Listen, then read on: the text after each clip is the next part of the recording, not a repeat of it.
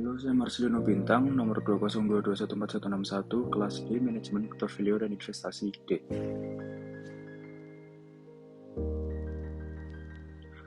Saya akan membahas tentang investasi internasional. Manfaat diversifikasi internasional. Besarnya manfaat yang diperoleh investor akan sangat tergantung dengan koefisien risiko dan negatif masing-masing pasar modal tersebut. Dalam jangka panjang, kontribusi return melalui investasi internasional yang diperoleh investor akan lebih tinggi dibanding investasi yang hanya dilakukan pada pasar modal lokal saja. Selanjutnya itu beberapa karakteristik resiko dan return yang ada di emerging market. Yang pertama itu ada volatilitas yang tinggi. Dalam ukuran dolar Amerika, hampir keseluruhan emerging market mempunyai volatilitas antara 30-70%. Angka tersebut relatif besar dibandingkan dengan volatilitas pasar Amerika sebesar 15%. Yang kedua itu ada return yang tinggi, dan yang ketiga itu ada korelasi yang rendah. Selanjutnya risiko investasi internasional. Mendiversifikasi dana pada berbagai jenis sekuritas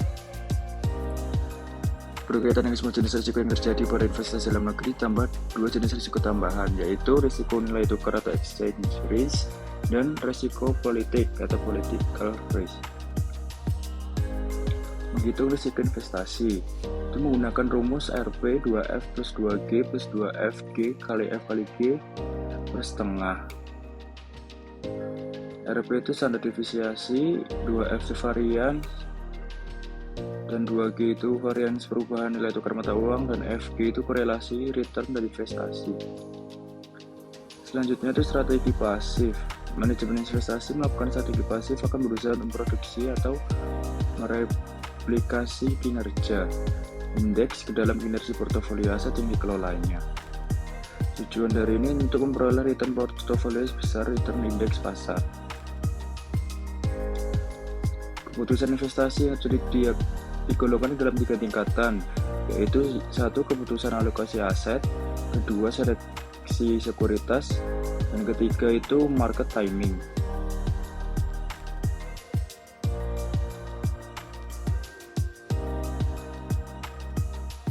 Contoh kasus itu ada di PT Freeport,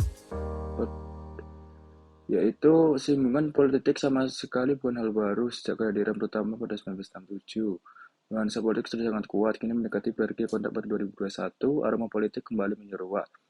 Investasi asing yang melibatkan sumber daya besar di negara berkembang selalu menyisakan fenomena konspirasi, potensi persekongkolan tak suci antara pemodal dan politis.